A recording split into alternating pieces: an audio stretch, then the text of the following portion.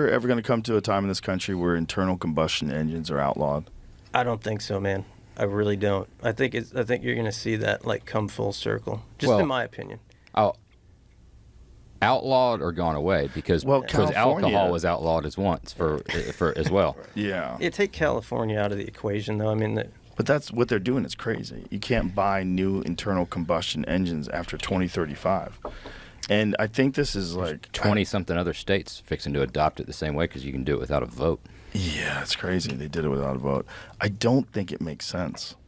I really don't. I don't think there's enough minerals in the ground. I don't think just the mining alone that would have to happen and the reality of what happens in that mining, like people need to understand what they're talking about. They're talking about batteries. Like this idea that batteries just come from fairies and that now all of a sudden you have this like zero carbon impact vehicle. Right. Like that's nonsense. That's complete total nonsense. You're ignoring the entire supply chain. The process of what it takes to make that. What is with people that they won't recognize, that they don't want to recognize that? Some people didn't know about it until I had this guy on my podcast, Siddharth Kara, who wrote a book about it, and he went to the Congo to show these illegal mines, like what they're doing. I mean, it's not illegal. There's no law, right? But they have children working in these mines. They have women working in these mines with babies on their back, and they're mining toxic cobalt.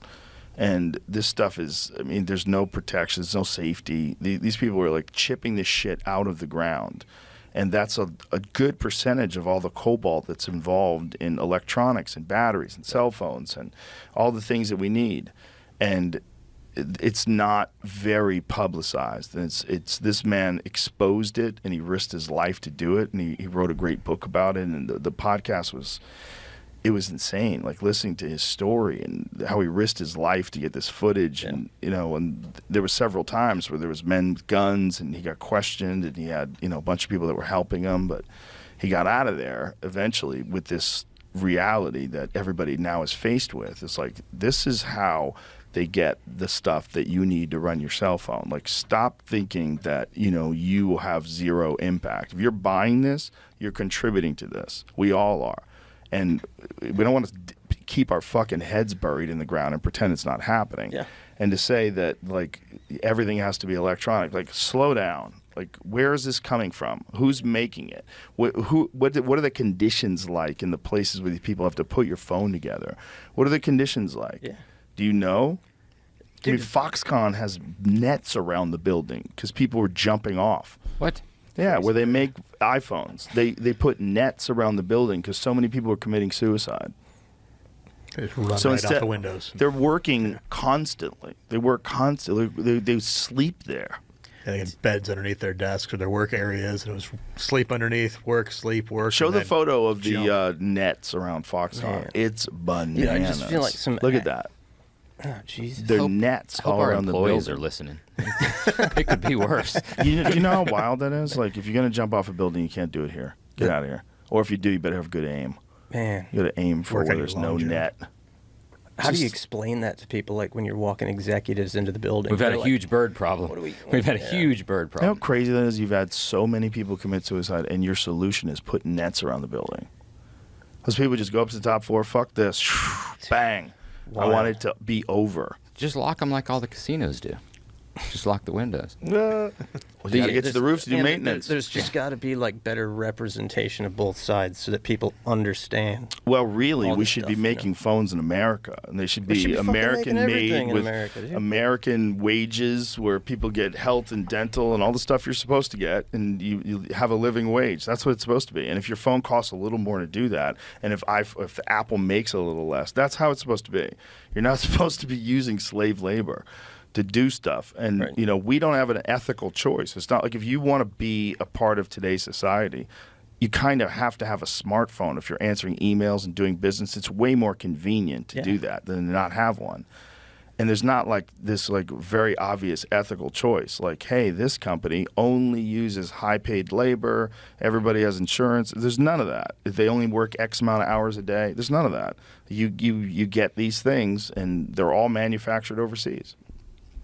Is it 2030 is the year? Is that what California's law is? I think it's 2035. Yeah. if they were to do that and say it was nationwide, right, and no new cars after 2035 can be, but they don't touch. I mean, obviously you're not going to be able to do anything with what's existing. Any of the ICE motors that are out there that's existing. It's gonna be like Judge Dredd. Yeah, imagine what the cost of like a 2020 F-150 would be worth then.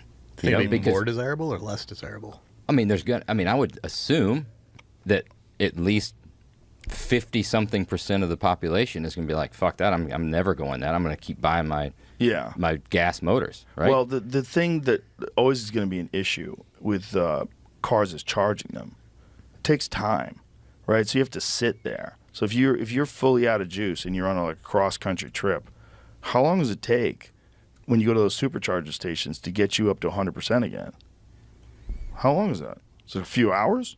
Yeah. Longer than you want to be sitting there. Yeah. So damn sure. with rising crime and having places where people are going to be stuck and no security, especially in places like LA, good luck with that. Oh, yeah. My friend Eddie was telling a story the other day about he almost got robbed at a gas station, and he realized these guys were coming towards him, and he got out just in time. But he's like, you know how you've been in your car so many times that you can just, you know where everything is instantly, right. You don't have to fumble. He says, if that's what saved me, that I just jumped in my car and I knew how to, and I was just moving already. Crazy. The guy was moving towards him. Dude, that's a little bit like the net scenario, though. Like, what's the problem that we're not solving? That, like, why the fuck are there nets? Why are you afraid to go sit there and charge your car at the gas station? Well, because you're gonna get fucking robbed for sitting there for an hour. Is nobody looking at airline travel and the way planes are made with doing anything away with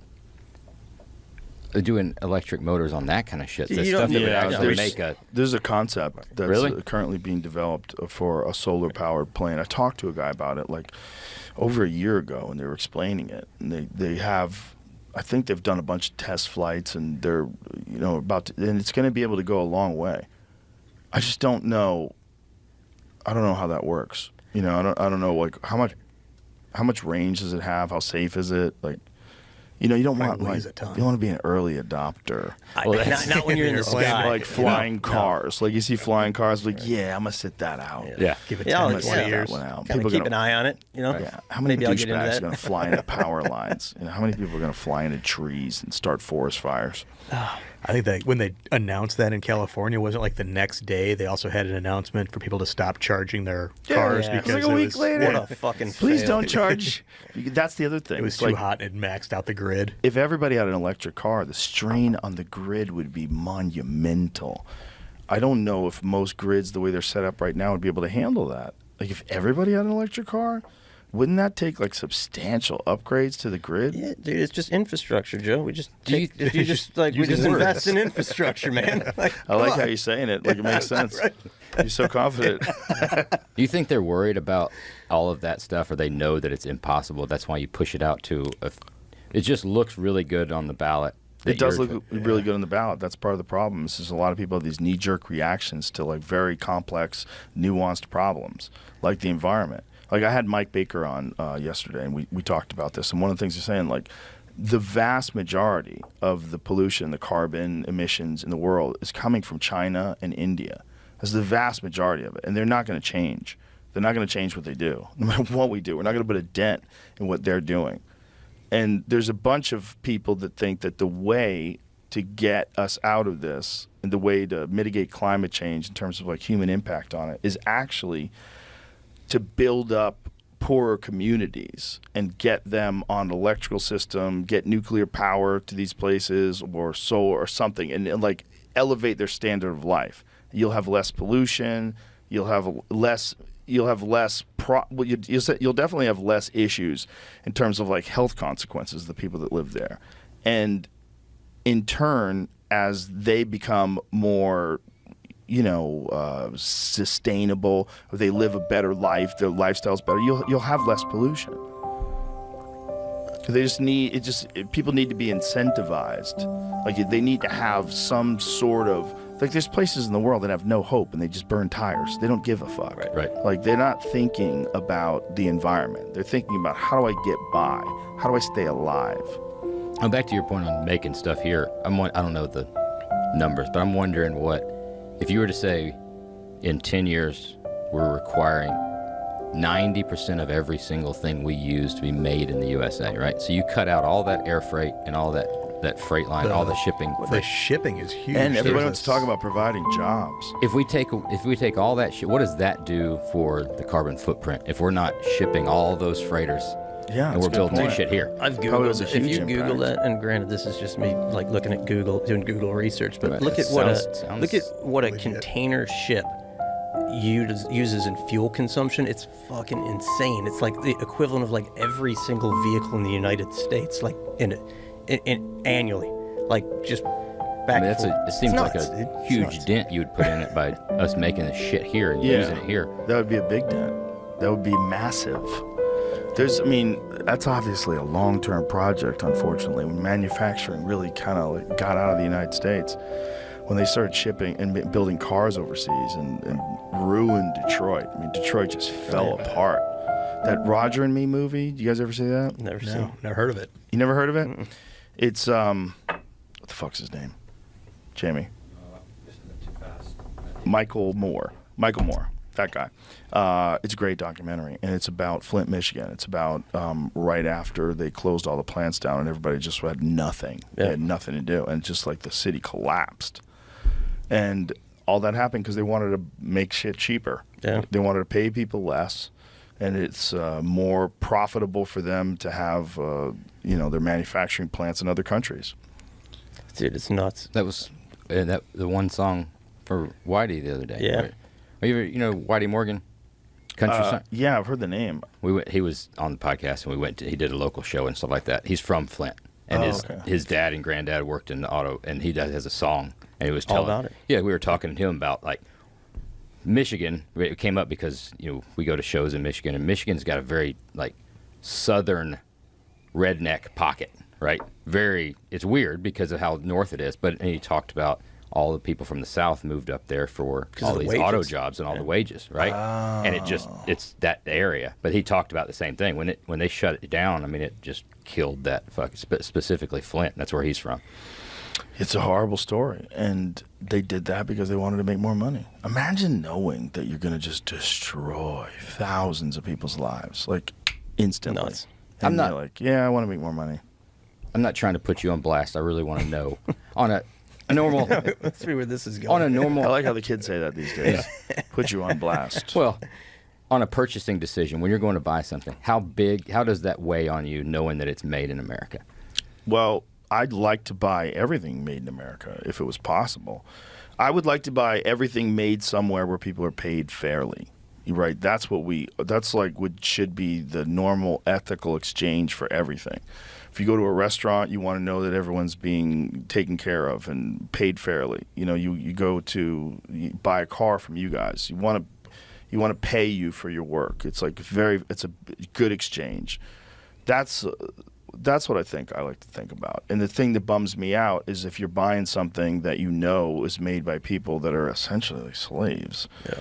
I mean, the people working in Fox, what options do they have? Like, what do they do? Is there an option to only work 8 hours a day? No, like it's probably not. It's probably insane. They're using young people to do it too.